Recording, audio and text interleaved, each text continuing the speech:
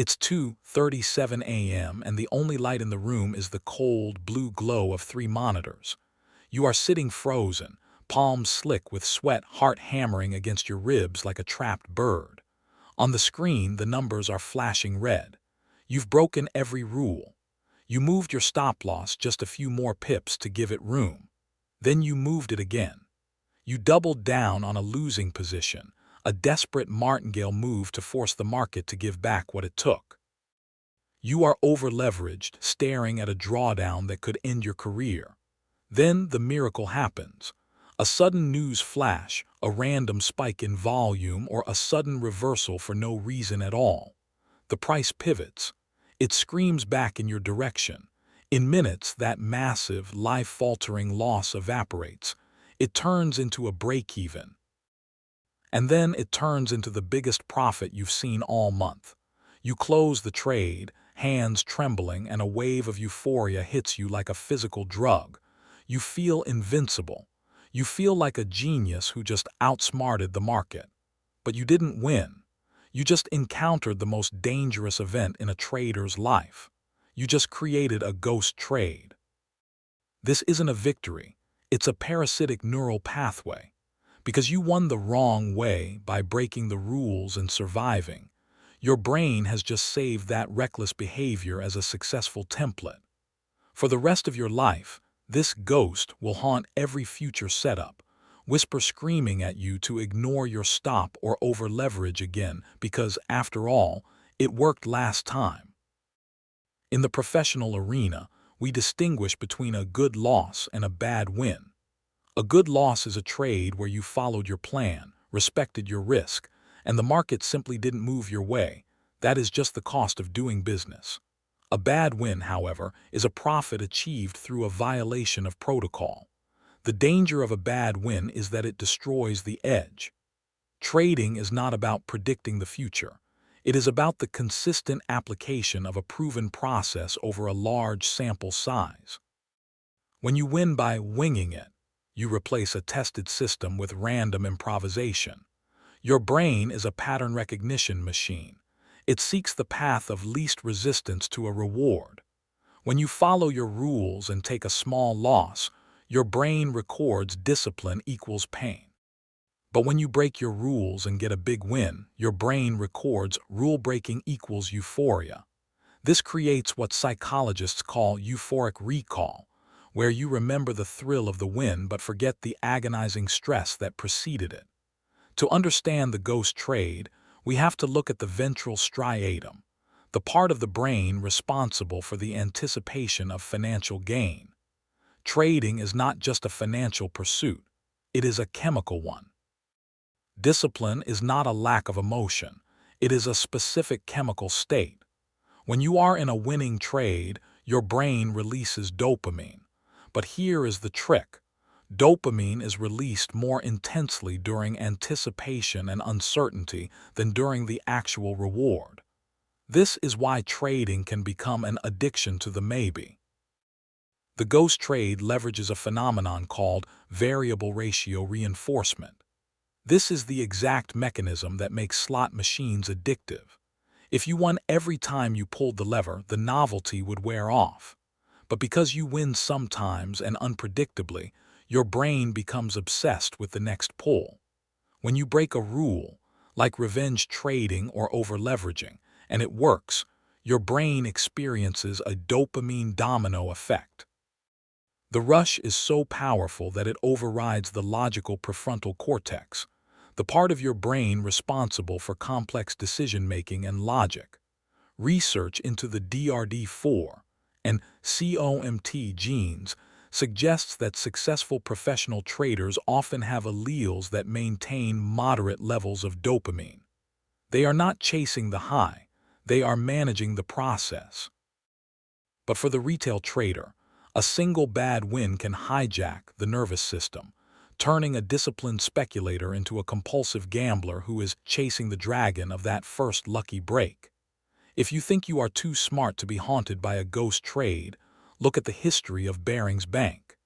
In 1995, Nick Leeson, a star trader in Singapore, brought down a 233-year-old institution with $1.4 billion in losses. Leeson's downfall didn't start with a loss. It started with bad wins. Initially, his unauthorized speculative trades made massive profits for the bank. In 1993, he accounted for 10% of the entire firm's annual profit. His bosses were thrilled. They rewarded him with massive bonuses. But these early wins were his death sentence. They reinforced a ghost template that suggested he could outsmart the market through aggression. When his luck eventually turned, he didn't stop. He doubled down using a martingale strategy. If he lost $1 million, he bet $2 million to make it back. By the time the Kobe earthquake hit in 1995, Leeson was trapped by his own psychology. He had gotten away with it so many times that he believed he was invincible. Reality only hit when the losses exceeded the entire capital of the bank. Even the greatest traders in history have been destroyed by the ghost trade. Jesse Livermore, the boy plunger of Wall Street, made $100 million in a single day during the 1929 crash.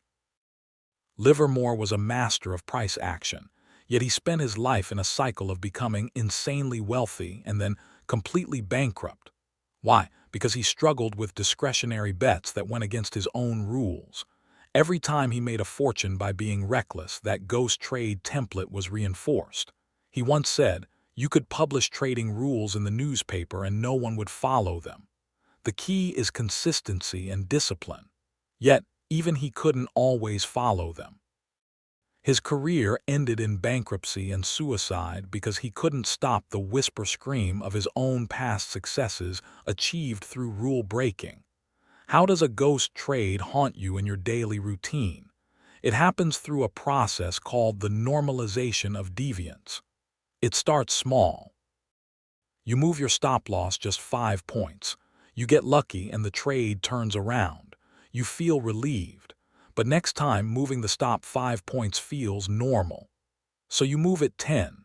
Then you increase your position size from 1% to 2% just for this one setup. Every time you get away with it, you are walking closer to the edge of a cliff, convinced you can fly because you haven't hit the ground yet. Your brain has been conditioned to prefer comfortable failure over uncomfortable success. Cutting a loss early feels like giving up, which is uncomfortable for the ego. Holding a losing trade feels like having hope, which is comfortable. But in the market, hope is not a strategy. The ghost trade uses that comfort to kill your account. So, how do you exorcise the ghost? How do you stop the whisper screaming of a lucky win? You have to move from an outcome-driven mindset to a process-driven mindset. 1. Relabel the win. The first step is a brutal self-audit. If you made money but broke a rule, you must record that trade as a failure. In your journal, mark it in red. Do not look at the dollar amount. Look at the compliance score. If you followed your plan perfectly and lost money, that is a success.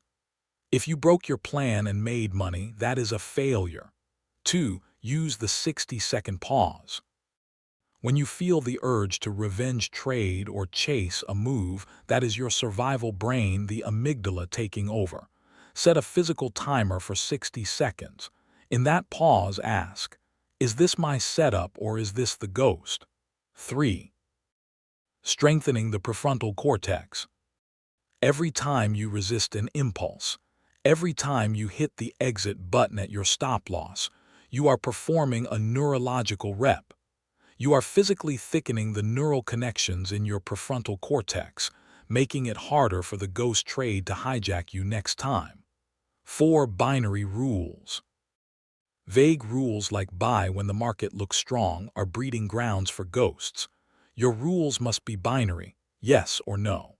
If the RSI is below 30 and the price touches the 200 EMA, then I enter. If the rules aren't binary, your brain will find an excuse to break them. The ghost trade is a remnant of our evolutionary past, a survival mechanism that is catastrophically misaligned with the laws of probability. It wants you to survive the moment at the cost of your future. It wants you to feel like a god for 1 hour so it can make you a beggar for a lifetime. To achieve mastery, you must learn to make discipline the reward. You must reach a point where waiting for the right setup feels as satisfying as a winning trade. You must learn to love the boring consistency of a well-executed plan more than the high-stakes drama of a lucky break. The ghost will always be there, whispering in the background of every trade, but it only has power if you give it the wheel. Success in trading isn't measured by the height of your wins. It is measured by the peace of your discipline. Stop chasing the mirage of the perfect, lucky win. Kill the ghost. Trust the process. And for the first time in your career, you might actually start to win.